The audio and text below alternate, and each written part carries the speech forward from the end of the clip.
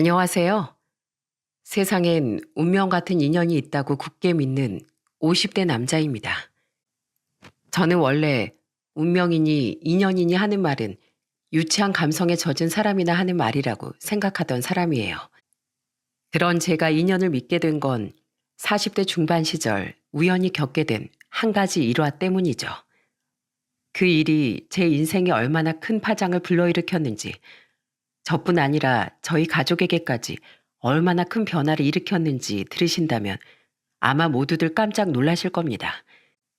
시간이 아무리 흘러도 마치 어제 일인 듯 생생했던 당시 일과 제게 찾아온 엄청난 인연에 대해 저는 많은 분들께 공유해보고 싶어 이렇게 사연을 보내게 됐어요.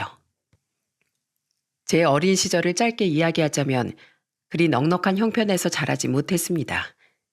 아버진 공무원이셨지만 어머니와 두 분이서 워낙 어렵게 시작했다고 하셨거든요. 특히 집안이 찢어지게 가난했다던 아버진 그래서인지 꽤나 자린고비셨어요. 사춘기 때 나름대로 그런 아버지께 불만을 가진 적도 있었는데 제 마음을 눈치챈 어머니는 어느 날 조용히 저를 불러 이런 말씀을 하시더라고요. 아버지가 싫으니? 그런 건 아닌데요. 아버진 가끔 너무 자식들한테까지 박하세요. 물론 그렇게 아껴서 두 분이 저랑 형규, 막내 성이 다 키워주시고 번듯한 아파트까지 장만하신 건 알겠는데 집안 형편이 나아지면 뭐해요. 아직도 휴지 한 칸에 아버지 눈치를 보는데요. 어머니는 충분히 불만을 가질 수 있다며 제 어깨를 토닥여 주셨습니다. 그리고 아버지께도 나름대로 이유가 있노라 말씀하시더라고요. 너희 할머니인 네 아버지 나타가 돌아가시고 할아버지도 네 아버지 13살 때 일찍 돌아가신 거 알지? 너무 일찍 고아가 된 네 아버지를 동네 어른들이 많이 안쓰러워하셨대. 그중 마음씨 좋은 동네 유지 어른 덕에 네 아버지는 어찌저찌 생활을 하고 고등학교까지 전부 마칠 수 있었단다. 아버지와 동네 오빠 동생 사이였다던 어머닌 서울에 먼저 상경한 아버지가 공무원 시험에 통과하고 얼마 되지 않아 아버지께 청원을 받으셨다더군요. 그렇게 결혼을 하고 몇 해 되지 않아 아버지께 많은 도움을 주셨던 동네 유지 어른이 그만 쫄딱 망한 뒤 병으로 돌아가셨다고 해요. 그때 네 아버지 충격이 무척 컸단다. 언젠간 꼭 돈을 벌어서 그 어른께 은혜를 갚고 싶다고 했는데 그 부자였던 양반이 그렇게 순식간에 폐가 망신하고 돌아가실 줄 누가 상상이나 했겠니. 가뜩이나 가난을 끔찍해 하던 네 아버진 그 이후로 더 가난이 두려워진 게다. 부모라도 너희와 같은 사람인데 어떻게 그렇게 약한 마음 하나도 품지 않고 살아갈 수 있겠니? 네가 아버지 좀 이해해다오. 너도 알잖니. 네 아버지 마음은 참 따뜻하고 착한 사람이라는 거. 게다가 어머닌 아버지가 소액이나마 결식 아동이나 불우이웃을 위해 꾸준한 기부를 하고 있다고 하셨습니다. 과거 자신처럼 어렵게 살던 사람들에게 자신도 도움이 되고 싶다면서요. 그날 어머니와의 대화는 17살이 되도록 알지 못했던 아버지의 많은 면을 알게 해주었어요. 아버지의 마음이 이해가 갔고 한편으론 그럼에도 불구하고 아낀 돈을 선행에 사용하고 계신다니 아버지가 무척 존경스럽기도 했죠. 그 뒤 저는 아버지의 뜻을 군말 없이 따르며 살았습니다. 동생들이 아버지께 투덜거릴 때면 나중에 니들이 벌어서 마음껏 쓰라며 아버지 대신 야단을 치기도 했어요. 어머니께 제가 아버지의 사연을 들었다는 걸 듣게 된 아버진 당시 대학생이었던 저와 소주 한 잔을 기울이며 사과를 하시더군요. 미안하다 형배야. 그동안 이 구두쇠 아버지 아래에서 많이 힘들었지?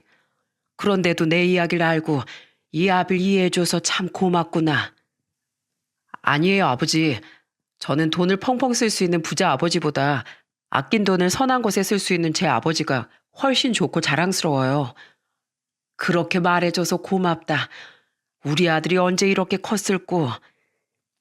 아버지 나이가 조금씩 들며 자신의 경험을 자식들에게 너무 강요하며 산 건 아닌가 후회가 되셨다더군요. 그렇게 부자끼리 허심탄회하게 대화한 후 아버진 조금씩 변하셨어요. 전처럼 자식들에게 절약을 강요하지도 않았고 오히려 다 큰 자식들에게 용돈도 챙겨주며 늘 미안했다고 말씀하곤 하셨죠. 오래 만난 남자친구와 가장 먼저 결혼한 막내 여동생을 시작으로 우리 삼남매는 나이 역순으로 결혼을 했습니다. 나이 38살에 가장 늦게 결혼한 건 맞이인 저였죠. 어머니 남으로 제 나이 28살에 이르게 돌아가셨기에 우리 삼남매의 결혼을 모두 보지 못하셨어요. 제가 결혼할 땐 이미 공무원에서 은퇴하신 아버진 제 결혼식 전날 어머니 생각을 하며 눈물을 흘리셨습니다. 5 식구가 살던 넓은 집에 당신부터 하나 둘 떠나가더니 내일이면 나만 남겠구려. 자식들 다 결혼시키면 둘이서 화분이나 키우며 오순도순 살자더니 오늘따라 당신이 너무 보고 싶소. 그런 아버지의 등이 유독 작고 왜소해 보여 전 아버지 등을 끌어안고 함께 울었습니다. 초등학교 선생이던 아내는 고맙게도 저희 아버지를 모시고 살자고 말했지만 아버지 완강히 거절하셨습니다. 자식에게 짐이 되는 부모가 되기 싫다면서요. 내가 집이 없냐 돈이 없냐. 나 아직 70도 안 된 쌩쌩한 중년이야. 앞으로 등산 모임도 나가고 취미생활도 즐기면서 혼자 유유자적하게 살 거야. 괜히 나 며느리 시집살이 시키지 마라. 말씀은 그렇게 하셨지만 그런 제안을 먼저 해준 제 아내를 아버지 많이 예뻐하셨습니다. 그래도 혼자 남으신 아버지가 걱정이 되어 지방으로 이사가서 살고 있는 동생들과 달리 저와 아내는 아버지 댁 근처에 신혼집을 마련했어요. 그리곤 자주 아버지 댁을 오가며 아버지를 챙겼죠. 이 녀석들 좀 띄엄띄엄 오라니까. 이거 봐라. 우리 애나가 날 얼마나 자주 봤으면 이 해레비한테만 안겨 있으려고 하잖니. 아버지 말로는 괜히 툴툴대시면서도 할아버지를 좋아하던 저희 딸을 품에 안고 좋아서 어쩔 줄을 모르셨어요. 남의 집 귀한 딸을 너무 자기만 옆에 끼고 사는 것 같아 죄송하다며 저희 처가댁에 좋은 선물들을 많이 보내기도 하셨죠. 멀리 대구에 사시던 장인 장모님은 우리 딸이 사랑받는 며느리가 된 것 같아 참 좋다고 늘 저에게 말씀하셨습니다.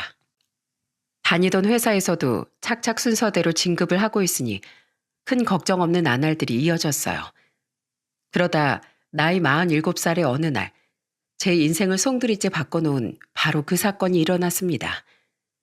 친한 친구의 늦둥이 동생 결혼식에 초대받아 고속버스를 타고 원주에 다녀왔던 어느 날 말이죠. 내 지갑 어디 갔지? 아까 분명 외투 안주머니에 넣어놨는데. 서울로 돌아온 전 집에 도착해서야 지갑이 없어졌다는 사실을 알게 됐습니다. 터미널까지 저를 데리러 왔던 아내 차도 뒤져봤지만 지갑은 나오지 않았어요.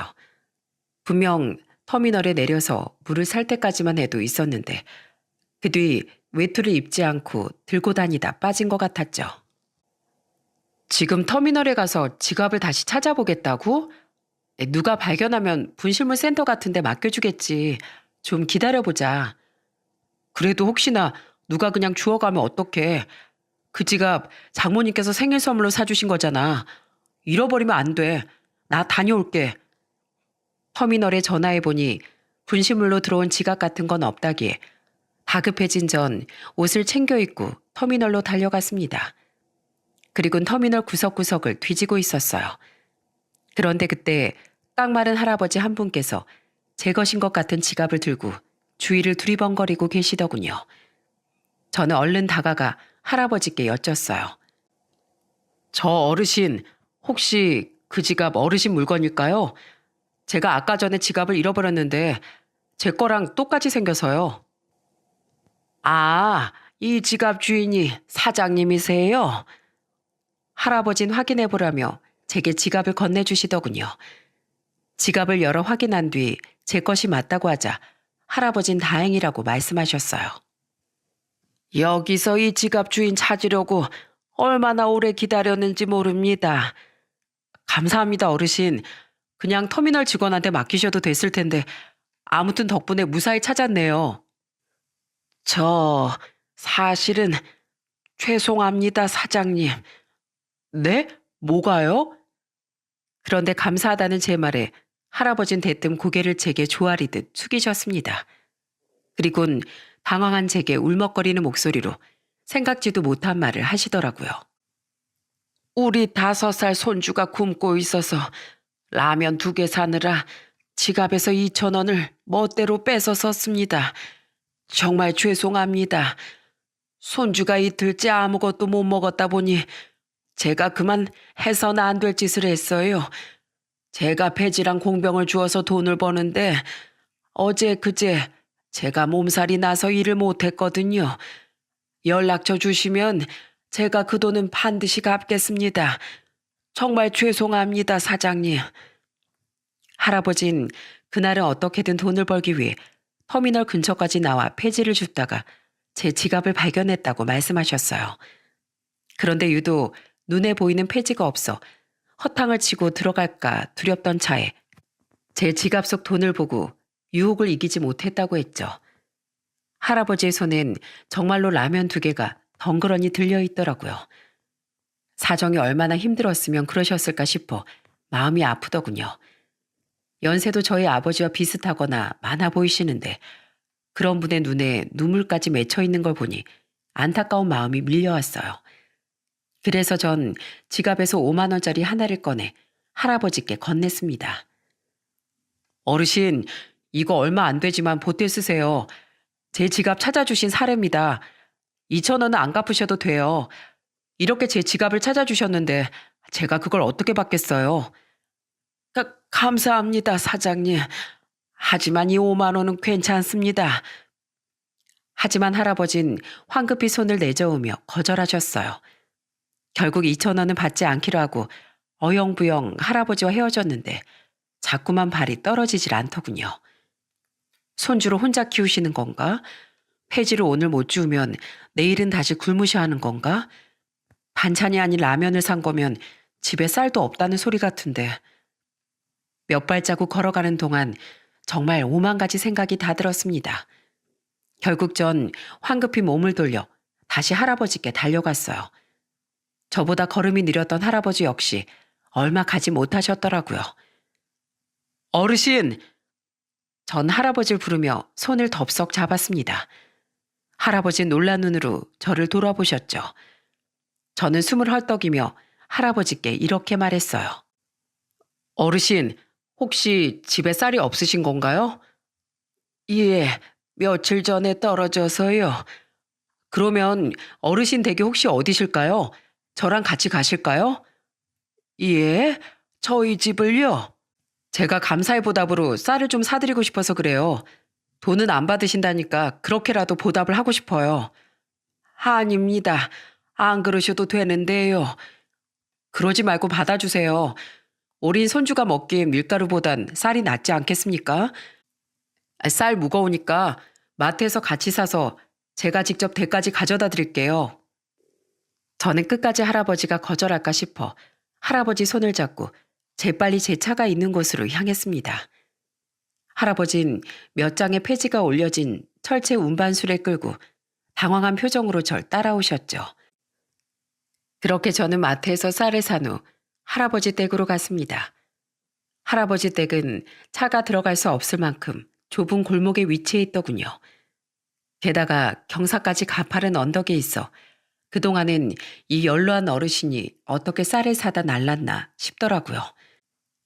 언덕 골목골목을 지나 도착한 할아버지 댁은 굉장히 낡은 빌라에서도 지하층에 속해 있었어요.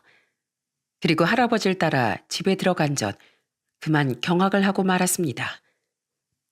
들어오세요. 쌀은 여기에 놓으시면 됩니다.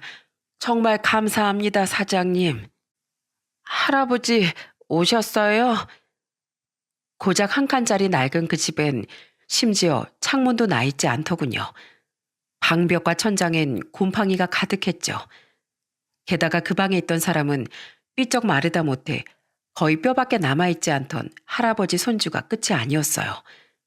방 한쪽 구석엔 저보다 조금 어려 보이는 남자 한 명이 할아버지 손주와 마찬가지로 앙상하게 마른 채 누워있더라고요. 사람이 왔는데도 고개를 들어보지도 않은 걸 보니 어디가 많이 아픈 사람 같았습니다. 할아버진 입을 틀어막은 저를 보고 민망한 목소리로 말씀하셨어요. 여긴 아까 말씀드린 제 손주고 저기 누워있는 사람은 우리 손주 애빈 제 둘째 아들입니다. 제 아들은 근육이 서서히 마비되고 결국 죽음에 이른다는 루게리병 판정을 받았어요. 벌써 병에 걸린 지 3년째인데 수중에 병원비로 쓸 돈이 바닥나 집에서 세상 떠날 날만 기다리고 있습니다. 루게리병 환자들은 보통 3, 4년을 넘기기 힘들어 한다더라고요. 이젠 혼자선 거의 움직이지도 못하고 말도 하기 힘들어 합니다. 조금 있으면 음식도 못 씹어 넘겨서 콧줄을 해야 할 것 같은데 걱정이 이만저만이 아니에요. 할아버진 물이라도 대접하고 싶다며 제게 방 안에 앉으라고 권하셨습니다. 할아버지가 잠시 물을 뜨는 사이 할아버지의 손자는 못 먹어 힘이 없는 와중에도 저를 보며 호기심 어린 눈빛을 보내더군요. 넌 이름이 뭐니? 정 강지우예요. 5살. 아저씨 누구예요? 아저씨는 박형배라는 사람이야. 반가워. 아저씨가 지우 할아버지께 도움을 좀 받았거든. 그 답례를 하려고 쌀을 사온 거야. 와, 신난다. 할아버지, 우리 드디어 밥 먹을 수 있어요? 저 너무 배고파요. 어르신, 제 물은 괜찮으니까 지우 밥부터 먹이는 게 낫지 않을까요? 그제 할아버진 아차차 하며 제게 물을 건네곤 후다닥 쌀을 밥솥에 앉히셨어요. 그리곤 제 앞에 앉아 밥 먹을 생각에 들뜬 손주의 머리를 쓰다듬으며 말씀을 시작하셨죠. 사는 꼴이 영 엉망이죠.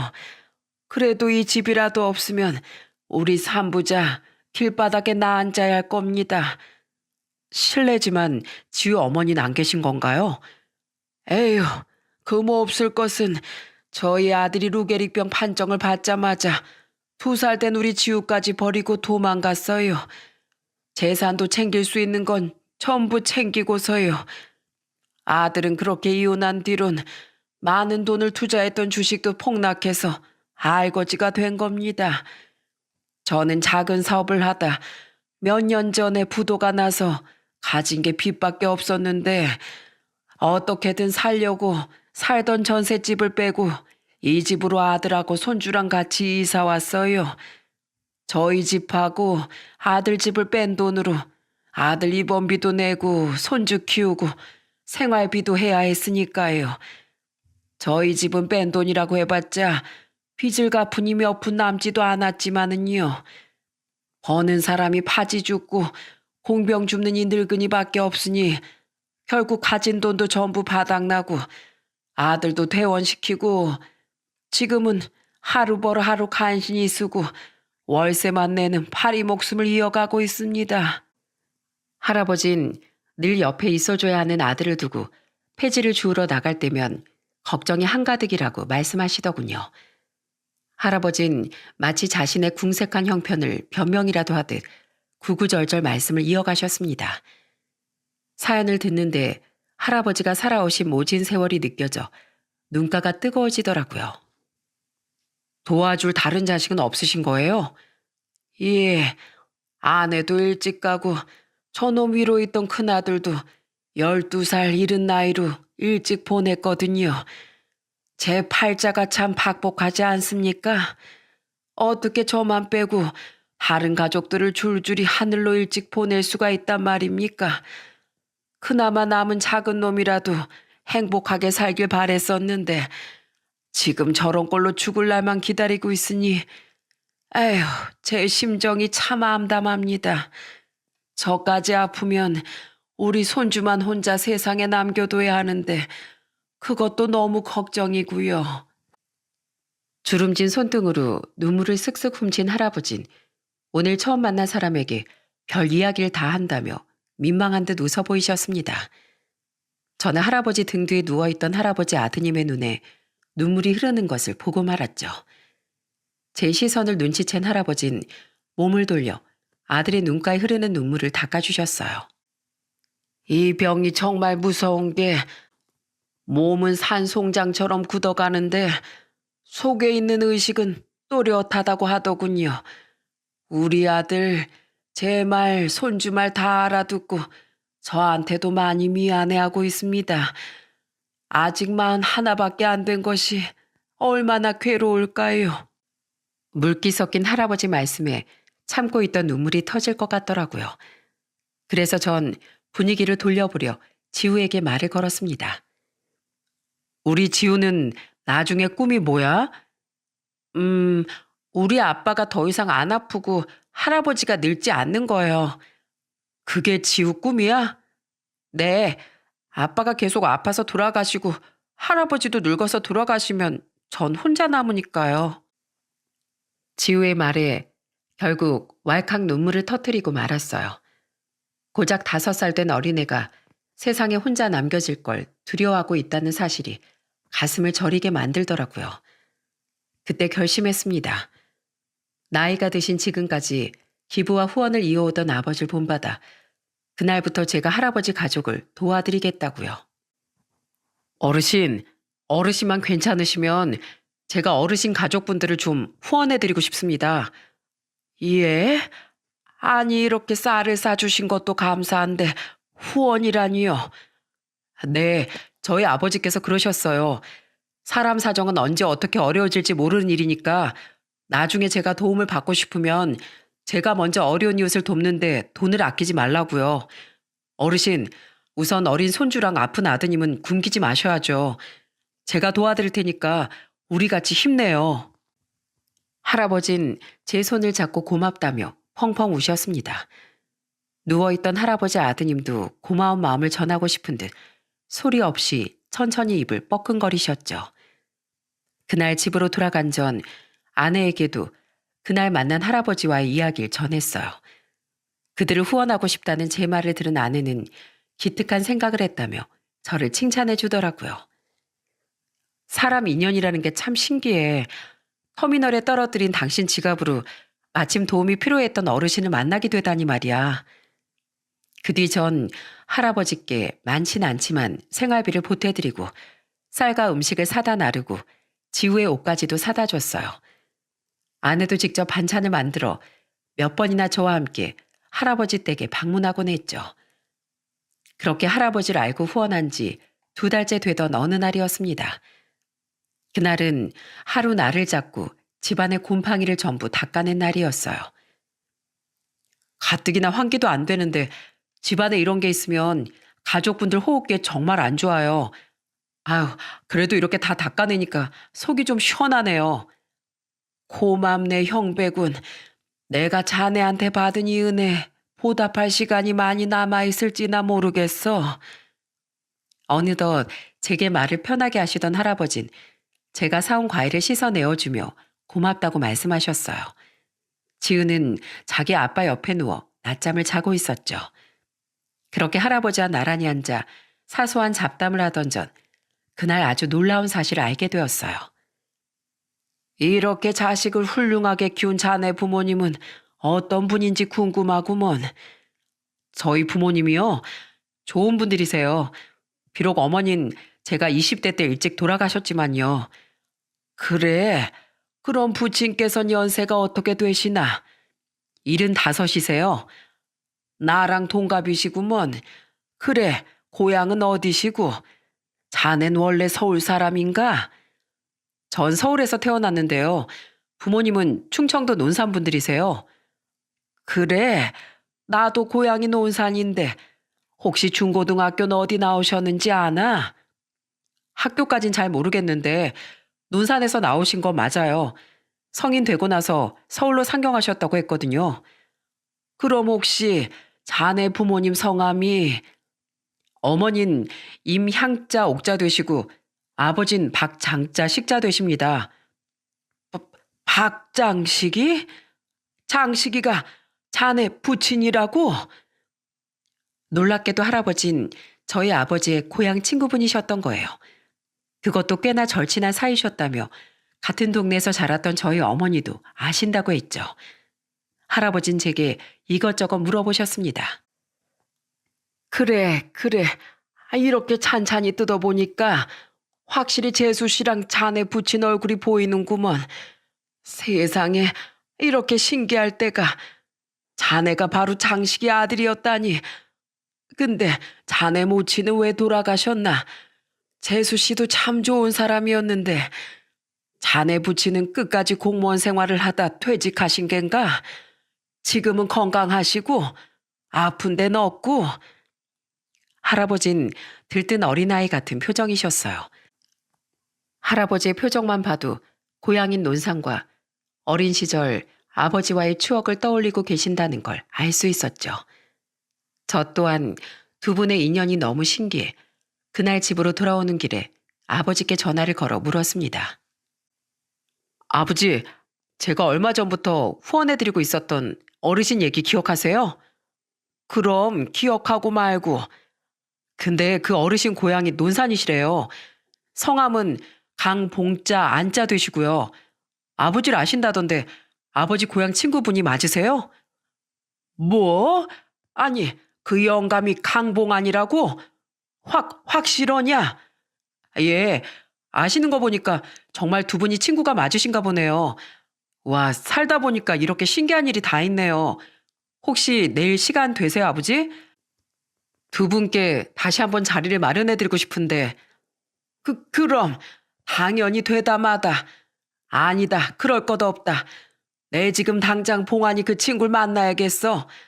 너 그 집에서 돌아오는 길이라고 했지? 나 좀 데리고 그 집 좀 다시 가자. 정말 절친한 사이셨는지 아버진 다음 날까지 기다리지도 못하고 곧장 할아버지를 봐야겠다고 말씀하시더군요. 할아버지께 전화로 말씀드렸더니 잠시 망설이긴 했지만 할아버지 또한 저희 아버지를 보고 싶다고 하셨습니다. 그렇게 전 곧장 아버지를 모시고 다시 할아버지 댁으로 향했죠. 그리고 집안에서 조우한 두 분은 서로를 얼싸안고 냅다 울음부터 터뜨리셨습니다. 장씨가 이게 얼마만이냐. 이 사람 아직 정정하구먼. 봉안이 이 친구야. 내가 자네를 얼마나 찾았는 줄 아나? 그렇게 소리 소문 없이 사라지더니 지금 사는 꼴이 이게 뭐야? 내 자네가 이렇게 어렵게 사는 줄 알았으면 진즉 도왔을 거 아니야?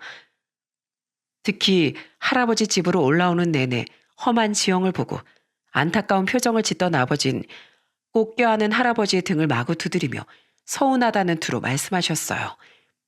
겨우 진정한 두 분은 서로 손을 꼭 마주잡고 밀린 세월에 대한 이야기를 시작하셨습니다. 그리고 그때 전 할아버지가 저희 아버지께 얼마나 각별한 친구였는지 알게 됐죠. 자네 사는 내용은 우리 형배한테 들었네. 그게 자네 이야기인 줄은 꿈에도 모르고 난 그냥 안타까워만 했어. 우리가 마지막으로 만난 게 벌써 46년이나 됐구먼. 형배야, 너희 아버지가 어릴 적 동네 유지 어른께 도움 많이 받았다는 말 기억하지?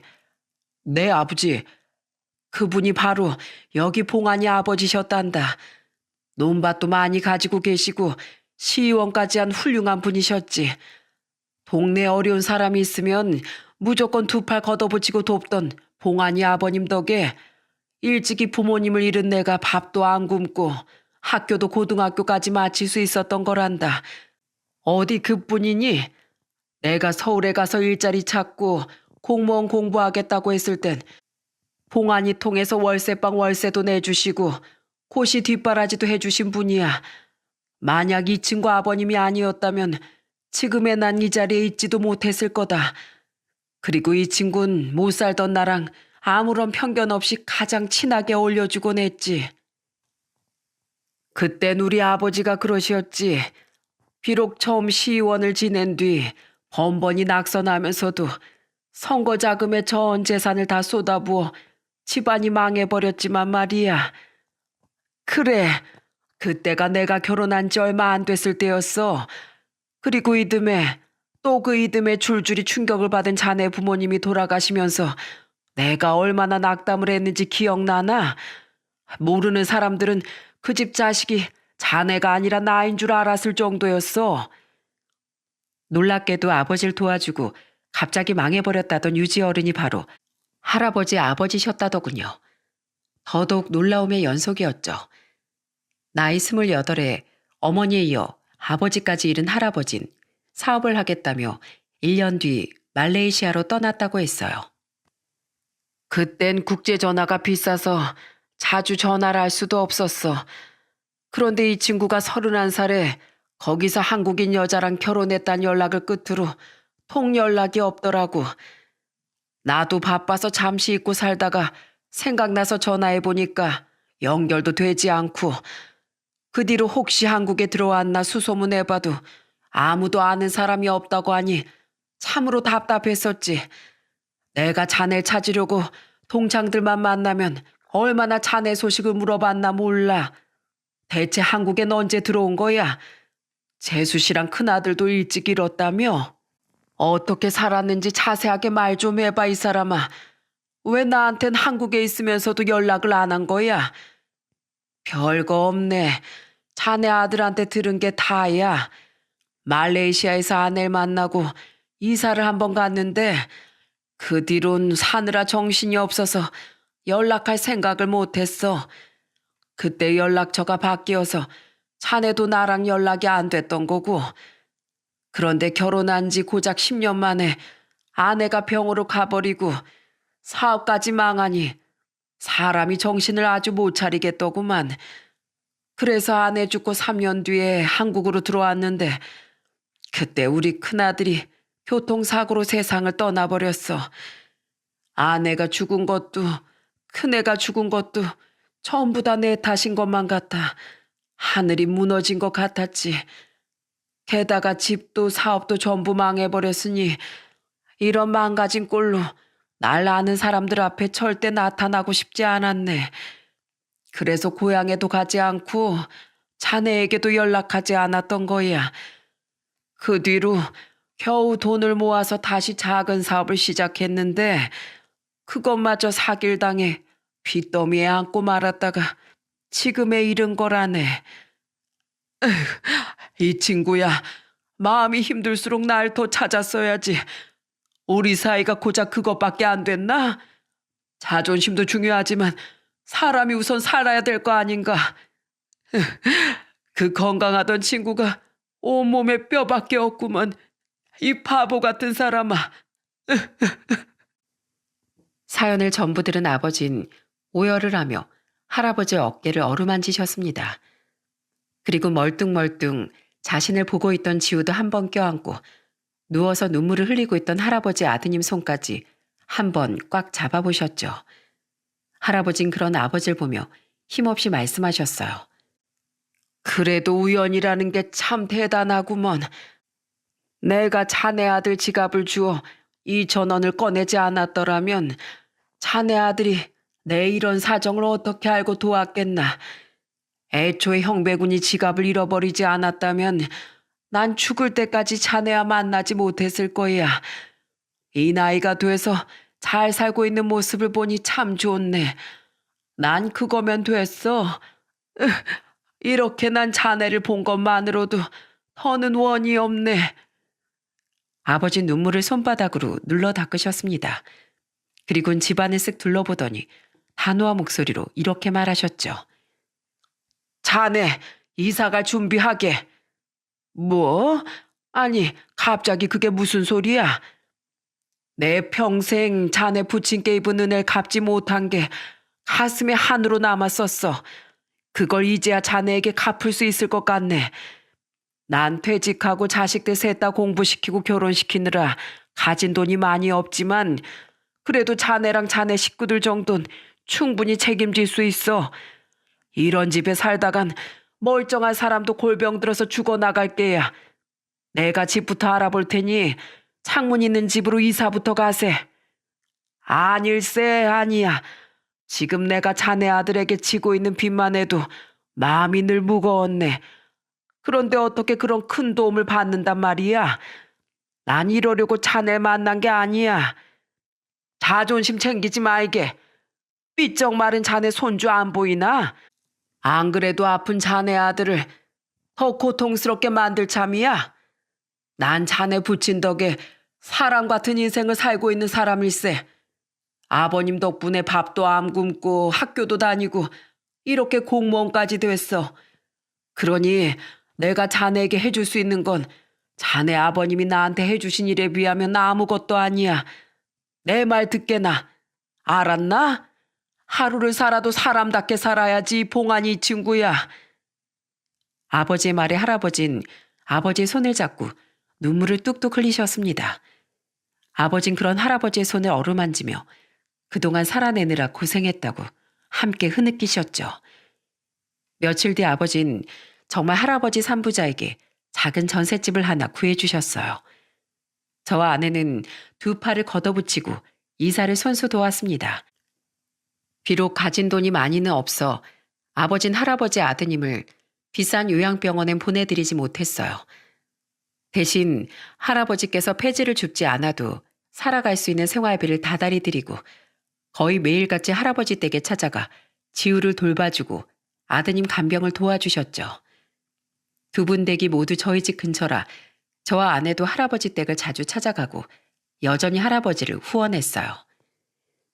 에휴, 산소호흡기로 숨 연명하고 콧줄로 음식을 먹어야 하는 이놈 심정은 얼마나 찢어질고. 자넨 좀 괜찮나? 심신이 많이 힘들지? 그래도 전보단 지금이 훨씬 낫다네. 집안 공기도 깨끗하고 불안하게 아들 곁을 안 비워도 되고 무엇보다 지우랑 아들 녀석 굶길 걱정을 하지 않아도 된다는 게 너무 좋아. 게다가 자네가 이렇게 매일 와서 날 도와주니 힘들다고 생각할 겨를도 없네. 이게 다 자네랑 자네 아들 덕분일세.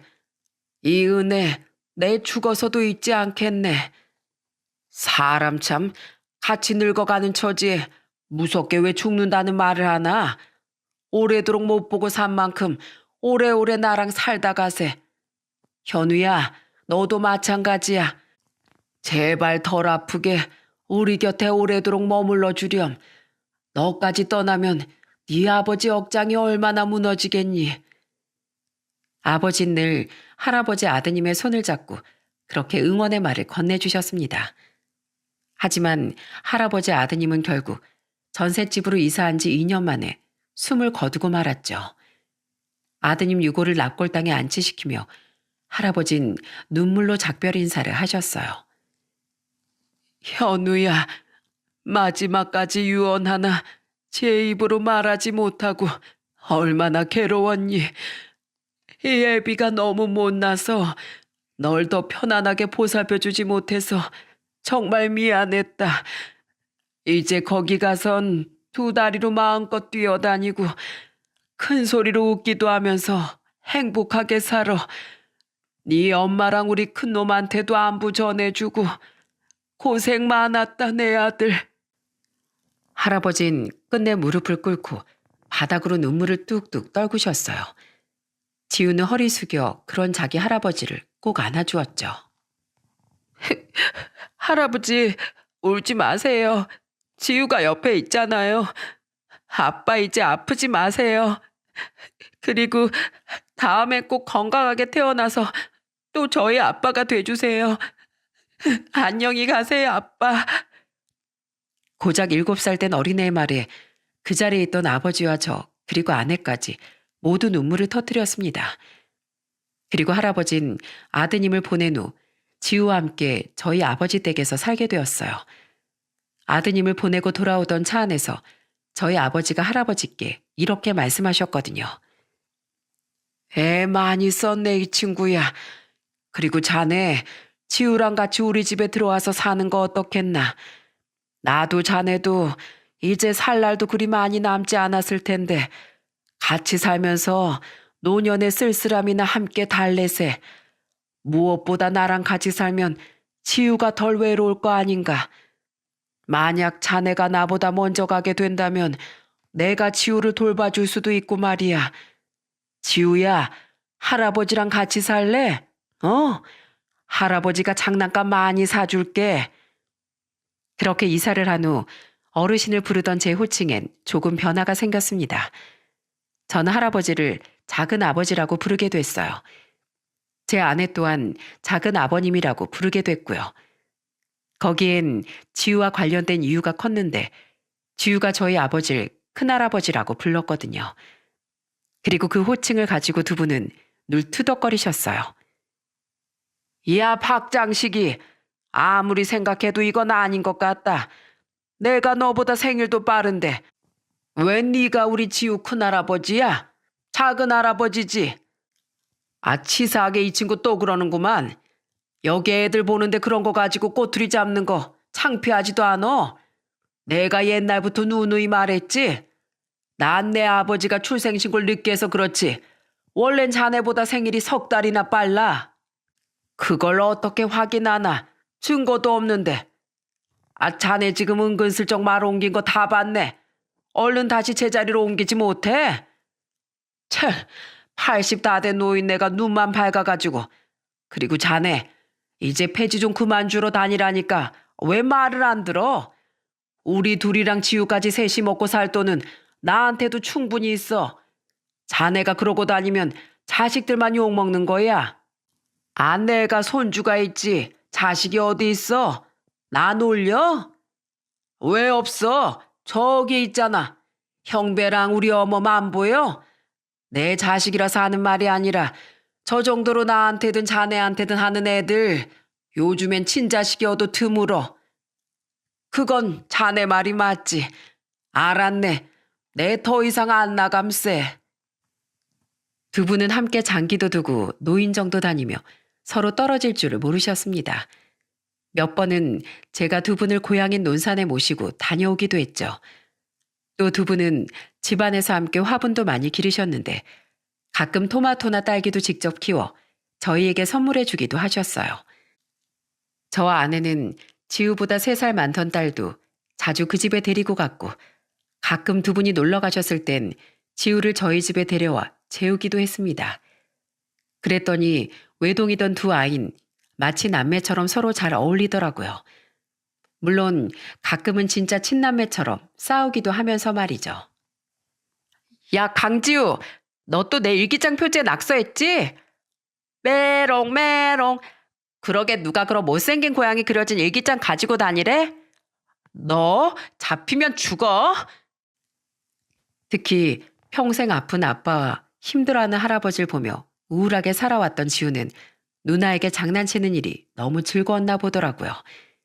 저희 딸의 솜방망이에 두드려 맞으면서도 늘 저희만 보면 저희 딸부터 찾았거든요. 아저씨, 예나 누나랑 같이 안 왔어요? 예나 누나 보고 싶은데. 오늘은 아저씨가 바빠서 누나를 못 데리고 왔어. 지우는 예나 누나가 그렇게 좋아? 친구들보다? 친구들도 좋은데요. 누나는 제 가족이잖아요. 세상에서 가족은 가장 소중한 존재라고 학교 선생님이 그러셨어요. 비록 저와 아내를 아저씨와 아줌마라고 부르긴 했지만 지우에게 우린 모두 가족이라고 느껴진 모양이더군요. 그런 지우의 마음이 너무 고마워 지우의 머리를 쓰다듬어 주었죠. 아버지와 작은 아버지가 함께 사시다 보니 제 두 동생의 가족 또한 작은 아버지와 지우를 당연히 만나게 됐습니다. 아버진 두 동생에게 작은 아버지를 자신의 은인이라고 소개하셨어요. 그동안 얼굴은 못 뵀어도 형이랑 아버지께 말씀 많이 들었습니다. 늦었지만 예전에 저희 아버지를 도와주셔서 정말 감사드립니다. 내가 도왔나? 내 아버지께서 도우셨지. 오히려 지금 매일같이 은혜를 입고 있는 건 나일세. 가족들만 모여야 할 명절에 괜히 나랑 우리 손주가 끼어 있어서 폐가 되는 건 아닌지 모르겠네. 에이, 무슨 그런 말씀을 하세요. 지금 저희 아버지랑 사시면 당연히 저희랑도 가족이나 마찬가지죠. 동생들과 재수씨, 매제, 그리고 조카들 모두 작은 아버지와 지우를 거부감 없이 환영해 줬습니다. 그렇게 행복한 노년을 지내다 작은 아버진 아버지와 함께 산 지 5년 뒤 82세의 나이로 집에서 편안히 숨을 거두셨어요. 마치 잠에 빠진 것처럼 평온한 미소를 띠고 말이죠. 작은 아버지 장례를 치르며 저는 며칠 전 작은 아버지께서 제게 하신 말을 떠올렸습니다. 요새 자꾸 몸의 기운이 빠지는 것 같아. 살 날이 얼마 남지 않다는 게 느껴지네. 왜 그런 말씀을 하세요, 작은 아버지. 저희 아버지랑 오래오래 지우 다 크는 것도 보고 가셔야죠. 그건 너무 욕심 아니겠나. 형배야, 돌이켜보면 내 아버지가 망하신 후로 내 인생은 하루도 편할 날이 없었던 것 같아. 그런데 7년 전 널 만나고 내 인생이 변했어. 너랑 네 아버지를 만난 덕에 우리 둘째도 조금은 편안하게 보내줄 수 있었고, 우리 지울 마음 놓고 맡길 사람이 있어 내가 편하게 죽은 가족들 곁으로 갈 수 있을 것 같다. 형배야, 네 아버지 나처럼 많이 연로한 사람이다. 그러니 너무 많은 빚을 진 너에게 마지막으로 내 염치 없는 부탁 하나만 더 해도 되겠니? 무슨 부탁이요? 내가 가면 혼자 남게 될 우리 지우 부디 외면하지 말고 어른이 될 때까지만이라도 잘 좀 보살펴다오. 어릴 때부터 너무 많은 고생을 하고 산 아이인 거 너도 잘 알잖니. 부탁한다, 형배야. 작은 아버진 정말로 눈앞으로 다가온 자신의 죽음을 예견하셨던 것 같아요. 끝까지 자신이 아닌 손주 걱정뿐이던 작은 아버지의 모습이 떠올라 장례식 내내 눈물을 참기가 너무 힘들었죠. 장례식이 끝난 후 아버지 또한 저와 아내를 불러 이렇게 말씀하시더군요. 어머마, 아버마, 너희들 혹시 지울 입양할 생각이 있니? 봉안이 이렇게 보내고 만약 나까지 가버리면 그 어린 것이 또 얼마나 상처를 받을지 벌써부터 걱정되는구나. 아버지, 안 그래도 집사람이랑 상의했는데요. 저희 지우 자식으로 입양하려고요. 돌아가신 작은 아버지께서도 생전 제게 지우를 부탁하기도 하셨고, 지우는 이미 우리 가족이나 마찬가지잖아요. 맞아요, 아버님. 저도 지우 보면서 자꾸 마음이 짠했어요. 아무래도 엄마 손길이 많이 필요할 나이니까 더 지우가 마음에 걸렸던 것 같아요. 지우, 저희가 품을게요. 저희 친정 부모님도 이미 알고 계세요. 그리고 아버님, 예전에 제가 아버님 모시고 살고 싶다고 했던 말 기억하세요? 갑자기 그 얘긴 왜? 이번에 작은 아버님 보내면서 저랑 아범이랑 의논했어요. 이번엔 정말 아버님을 모시고 살 때가 된 것 같다고요. 아버님 연세도 많으신데 혹시 혼자 사시다가 무슨 일이라도 생기면 어떡해요. 아버님, 제가 며느리살이 안 시킬 테니까 이젠 저희랑 애들이랑 같이 살아주세요. 부탁드려요. 갑작스런 아내 이야기에 아버지 눈물을 터뜨리셨습니다.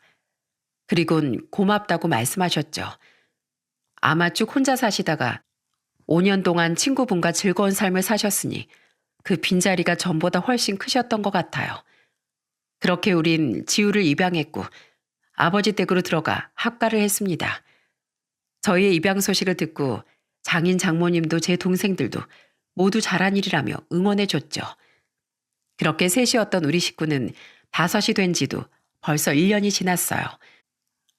올해로 초등학교 6학년이 된 지우는 여전히 저희 아버지와 벌써 중3이 된 저희 딸과는 매우 잘 지냈는데 유독 저와 아내를 조금 어려워하더군요. 전엔 아줌마 아저씨였다가 갑자기 엄마 아빠가 되었으니 충분히 어색해할 만하다고 생각했어요. 여보, 우리 시간을 가지고 충분히 기다려주자. 다른 것도 아니고 지우 엄마가 되는 일인데 난 언제까지고 기다릴 수 있어. 그런 지우가 얼마 전 처음으로 저희에게 엄마 아빠라고 불러주었답니다. 주말을 맞아 다 같이 가평 나들이를 가기로 한 날 안방에서 아직 준비를 하고 있던 저와 아내에게 지우가 이렇게 말하더군요. 엄마, 아빠, 할아버지가 날 샌다고 빨리 나오시래요. 지우야, 너 지금 우리한테 엄마, 아빠라고 한 거야? 놀란 제 말에 지우는 얼굴을 새빨갛게 물들인 채 바닥만 쳐다보더군요. 그런 지우에게 너무 고마워. 저와 아내는 이제 정말 우리 아들이 되어준 지우를 꼭 안아주었죠. 끊임없이 고맙다, 고마워하며 눈물까지 흘리다 결국 밖에서 기다리던 저희 아버지께 안 나오냐 하는 호통을 듣기도 했다니까요. 아내와 제가 요즘 바라는 건 2가지입니다. 하나는 저희 아버지와 마찬가지로 연로하신 장인 장모님이 오래도록 정정하게 살아계시는 것. 또 한 가지는 우리 아이들이 밝고 건강하게 자라주는 거예요. 특히 일찍이 친가족을 모두 잃는 아픔을 겪은 우리 지우가 행복할 수 있도록 저와 아내는 최선을 다해 좋은 부모가 되어줄 생각이랍니다. 끝까지 손주 걱정을 하던 작은 아버지께서 그런 저희를 보고 부디 걱정을 내려놓으셨으면 좋겠네요. 터미널의 한 할아버지와 인연은 이렇듯 저희 아버지의 오랜 친구를 되찾아 주었고 저와 아내에게 귀엽고 의젓한 아들을 만들어 주었습니다. 실제로 겪어보니 세상엔 이런 운명 같은 인연이 정말로 존재하더군요. 그러니 여러분께서도 무심코 스쳐보낼 법한 인연도 늘 눈여겨 살펴보셨으면 좋겠어요. 그 짧은 인연이 언젠가 여러분의 삶을 뒤바꿔 놓을 하늘의 선물일 수도 있으니까요. 날이 많이 따뜻해져 슬슬 봄꽃이 피어나고 있습니다. 지나간 시간은 두 번 다시 돌아오지 않으니 이렇게 좋은 날씨에 가족들과 나들이라도 한번 다녀오시면 어떨까 싶네요. 여러분의 가정에 늘 평안함이 깃들길 빌며 이만 사연을 마치겠습니다. 감사합니다.